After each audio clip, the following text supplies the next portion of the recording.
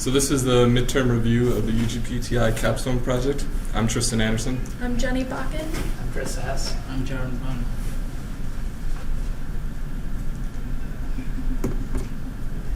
All right, so our goal was to provide a way for users to upload images of road conditions.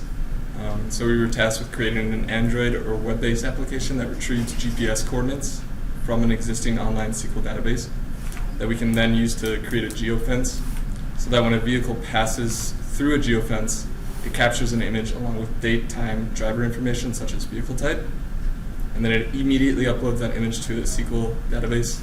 And the main users for this application are going to be snowplow drivers. Why we chose UGPTI? A couple of us have a background in geography and GIS. We wanted to learn Android Studio as well as Kotlin, and we thought the previous capstone project was pretty interesting, and it led us to UGPTI. Some background knowledge on us. We're all new to Android Studio, new to Kotlin and XML. We have a SQL background along with PHP. And then I figured we'd delve into our first meeting a little bit, as it kind of sets the tone for the rest of the semester. So this was with UGPTI. We established we had no experience in Android app development. So that week we then went into and did a bunch of tutorials in Kotlin and Android, the famous Hello World program, and got an emulator to run in Android Studio. So we're going to be talking about our code here. So there's kind of two things you need to know going into it. Android apps use something called activities to initiate code, rather than like a main method. So these activities have something called lifestyles, which are callback methods that initiate the code. So you have something like on create, on start, on resume, for example, and you would put your code in there, and that's where it's running from. And then we're using, alongside that, something called fragments, which are identical to activities, but you can have multiple fragments within an activity to create a dynamic UI. Okay. And so when we first started creating our project, there were multiple activities that you're able to choose from. Oops.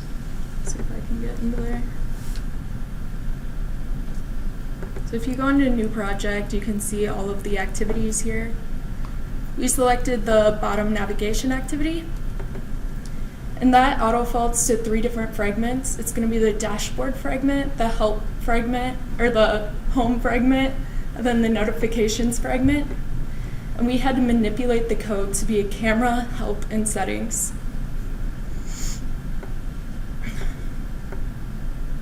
So if you go down here, you can see where we have our bottom nav menu XML.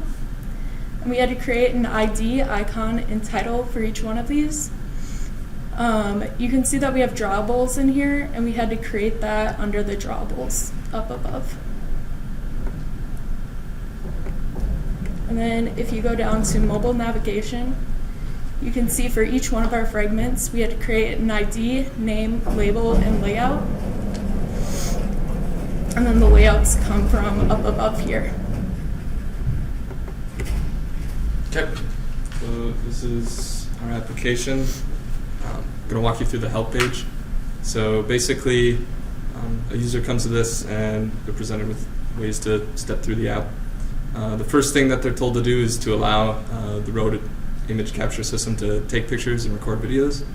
And then currently we also have it set up to request access for photos and media on the device. And then it tells you to go to the settings page where you're going to fill out your state, county, and then vehicle type. And then finally, we're going to go back to the camera where it will take photos every time you cross the geofence. Okay. And then if you go down here, you can see where we have our fragment help XML. So we have a text view up above here for the instructions on how to go to the next image view. And then if you go down a little bit, we have a view animator. This allows us to have multiple image views and to be able to go to the next image view or go back in image view if we need to. Within that view animator, we have multiple image views, and we had to create a drawable for each one of these to be able to display an image. And then you can see all of the attributes behind each one of those images here. And then we obviously had them all to display in the middle of the page. And if you go down here, you can see that we have like a blank image view, so then the user knows when they're at the end of the instructions. And that's where we close our view animator. And then if you go down here, you'll notice we have 2 more text views. This allows the user to know that they're going to the next page or back a page. And then you can see where we created each one of our buttons. We made these transparent, so then you are able to click on the image on the right side to go to the next image, or on the left side to be able to go back an image. And we'd like to ideally make this like a scroll menu. And then if you go up above here, you can see where our help fragment is and the functionality behind each one of these buttons.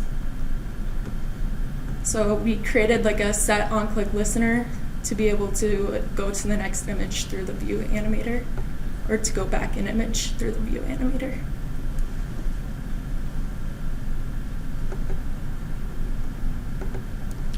All right, so back to the app. This is our settings page.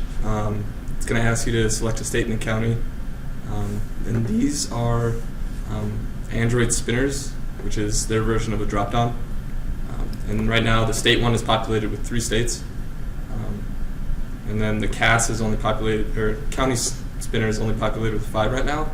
So the plan is to have it so that this is populated based off of what this spinner has been selected as. And that'll be pulled from the database. And then finally, select a new vehicle type. Right now, we just have 2 types of snowplows in there.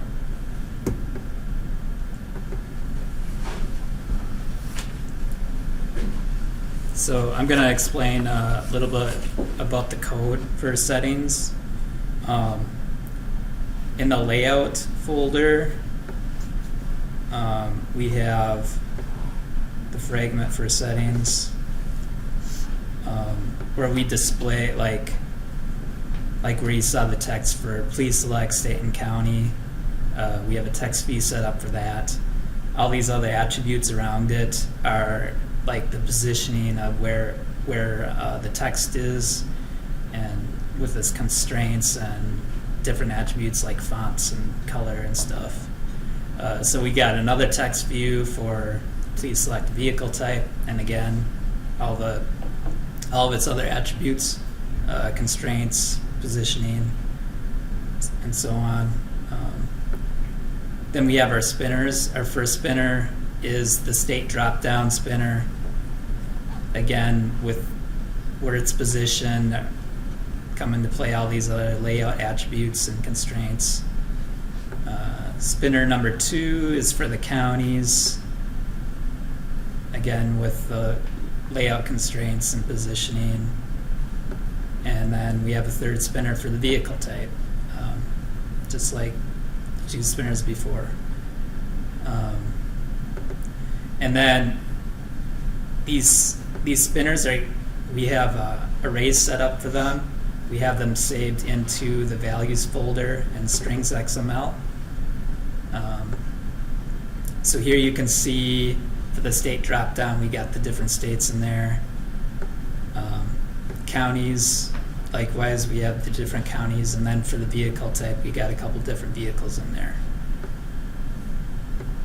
And then in the activities page for settings fragment is where we have the code for all of this, like how it's displayed and how the arrays are created and everything. So we have these different variables, the root variable, then we got a variable for each of the spinners, state, county, and vehicle type, and they all call the root. Then we have the code for how the spinner is created, these different parameters, and then we specify within the function, we specify the layout on the different choices, and then we apply the adapter to the spinner.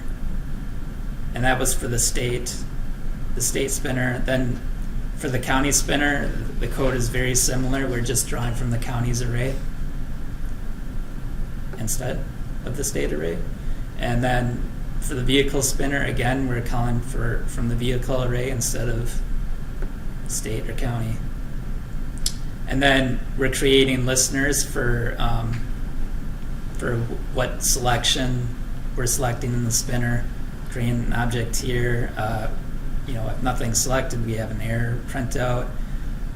These are the parameters for the selection, where the parent is the adaptive view where the click happened. The view is the view within the adaptive view that was clicked. The position is the position of the view in the adapter, and the ID is the row of the item that was clicked. And then this code here is for how it's displayed, whatever you clicked on. That was the state. And then for the county, again, we're just drawing from the county array. And the text is, or the code's all very similar. And then for the vehicle, the same. And then we return the value. And that's all the code for the settings.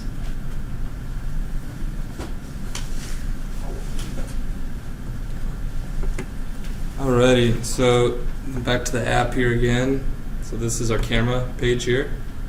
It'll load.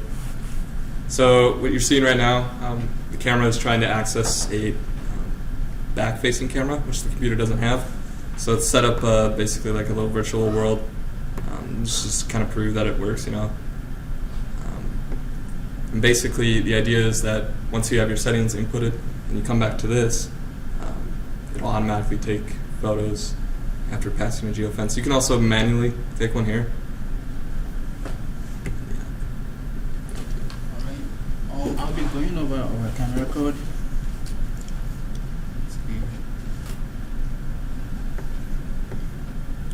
Alright. We started by asking for permission in order to use the app. You have to ask a permission from your Android device. So here we requested for a permission for the hardware in order to use the hardware, and the permission to write to the external storage. So we requested those permissions from the manufacturer.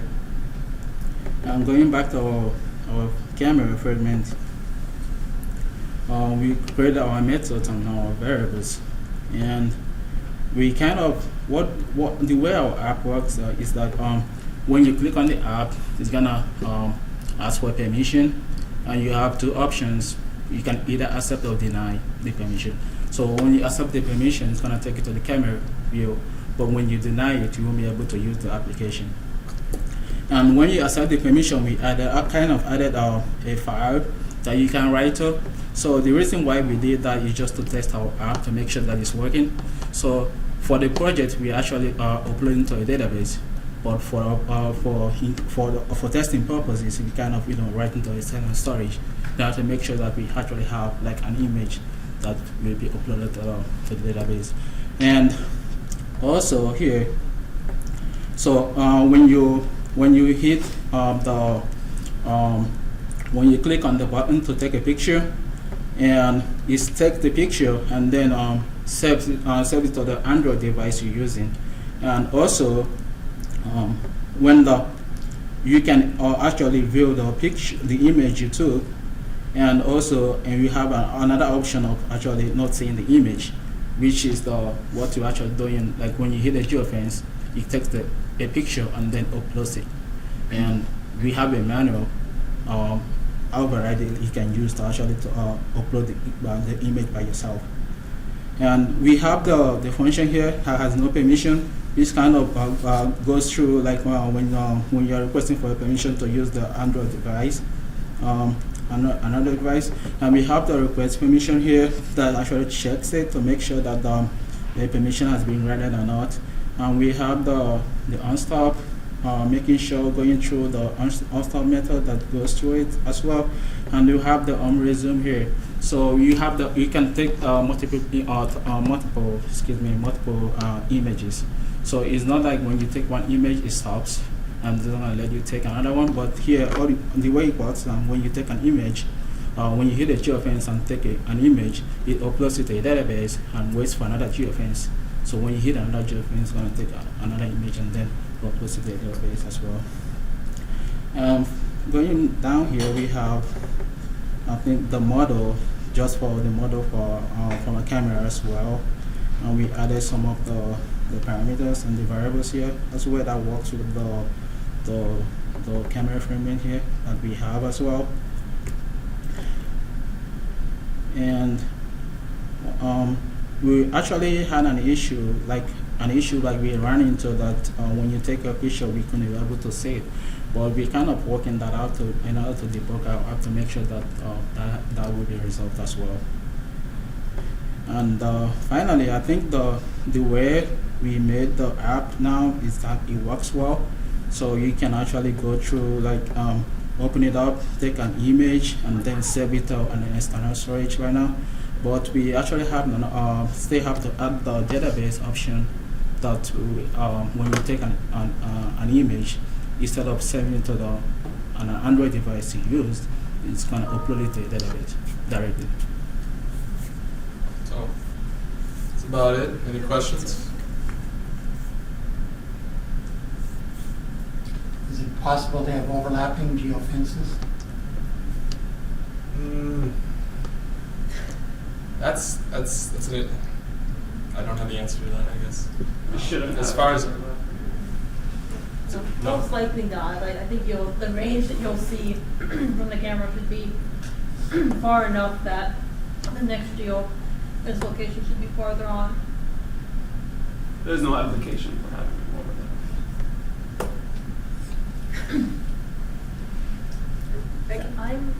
I'm curious, what was the most challenging thing so far, and then what you think is going to be the biggest challenge for you with the second iCap? I think that the camera was probably the most challenging thing to figure out so far, like how to display it and stuff like that. And probably in the future, it's gonna be storing the images, like once you cross the geofence, like taking the image and then storing it to the database. I don't know if you guys think differently. No, I totally agree. I think accessing the database or uploading to it is going to be difficult, but we do have previous projects that do something similar that we can look into. And then I think I don't know, moving forward with the geofence as well. I think that would be a little difficult. Other than that, I mean, it's just kind of user interface stuff. Where's your confidence level on finishing? I think we're still pretty confident in being able to do it.